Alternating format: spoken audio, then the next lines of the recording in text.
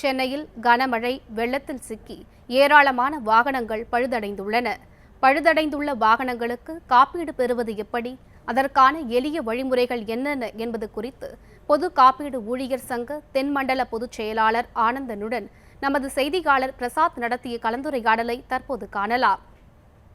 பொதுத்துறை பொது காப்பீடுலேயே பார்த்தீங்கன்னா 4 நிறுவனங்கள் இருக்கு. தனியார்லையும் 20க்கும் மேற்பட்ட நிறுவனங்கள் இருக்கு. ஒட்டுமொத்தமாக பார்க்கும்போது தமிழ்நாட்டில் இன்னைக்கு சென்னையில முதற்கொண்டு 3000 கோடி ரூபாய் இழப்பு அப்படின்னு சொல்றாங்க. இந்த இழப்பு மக்களுக்கு எப்படி ஒரு ஈடு செய்ய போறீங்க? அவங்களுக்கு என்ன மாதிரியான சொல்யூஷன் கொடுக்குறீங்க?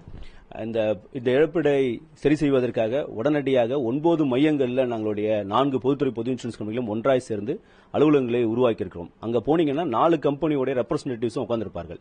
ஸோ மக்களுக்கு உடனடியாக அவங்களோட 3 நாட்கள் புதன் வியாழன் வெள்ளியில இந்த அலுவலகத்திற்கு போயிட்டு நீங்க ஃபார்மை கொடுத்தீங்கன்னா அவர்கள் ஒரு 10 நாட்களுக்குள்ள கிளைமை செட்டில் பண்ணுவதற்கான எல்லா முயற்சிகளும் துரிதமாக எங்க பொதுத்துறை பொது இன்சூரன்ஸ் கம்பெனிகள் நடவடிக்கை எடுத்துக் கொண்டிருக்கின்றோம்.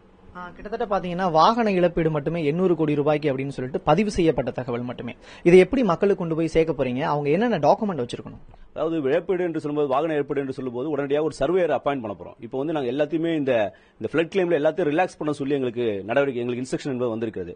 அதாவது பேப்பர்ஸ் தொலைஞ்சிருக்கும், எல்லாமே ஃபிளட்ல அடிச்சு போயிருக்கும். அப்ப அந்த மாதிரி நேரத்தில் உங்களோட வண்டி நம்பரை மட்டும் சொல்லி எந்த ஆபீஸ்ல பண்ணிருக்கீங்கன்னு சொன்னாலே அதை வச்சு நாங்களே பாலிசியை ட்ரேஸ் அவுட் பண்ணி அந்த காப்பி எடுக்கிறது உட்பட நாங்களே பண்ணிக்கிறோம். சோ அந்த பொதுமக்களுக்கு எந்த விதமான அசௌரியமும் இல்லாமல் துரிதமாக சேவை செய்வதற்கு எல்லா ஏற்பாடுகளும் நாங்கள் செய்து கொண்டிருக்கின்றோம். துரிதம் அப்படிங்கிற வார்த்தை பயன்படுத்துறீங்க.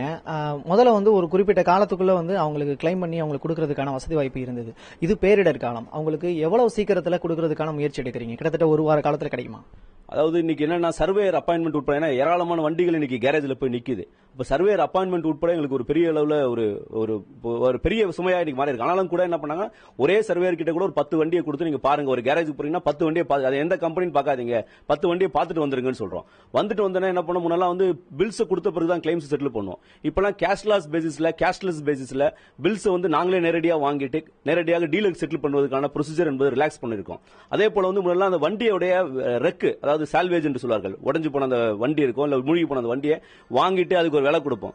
இப்ப அதெல்லாம் கழிச்சிட்டு நேரடியாக செட்டில் பண்ணுவதற்கு எவ்வளவு அவர்களுக்கு சீக்கிரத்தில் செட்டில் பண்ண முடியுமோ அதுக்கான முயற்சிகள் நாங்கள் செய்து கொண்டிருக்கின்றோம். இப்போ பாத்தீங்கன்னா அவங்க டாக்குமெண்ட் சொல்றாங்க இல்லையா, அந்த டாக்குமெண்ட் என்னென்ன டாக்குமெண்ட் வேணும்? ஏன்னா நிறைய பேர் ஒரிஜினல் தொலைச்சிட்டாங்க. சோ ஜெராக்ஸ் மட்டும் வச்சிருந்தா அவங்களுக்கு கிளைம் பண்ண முடியுமா?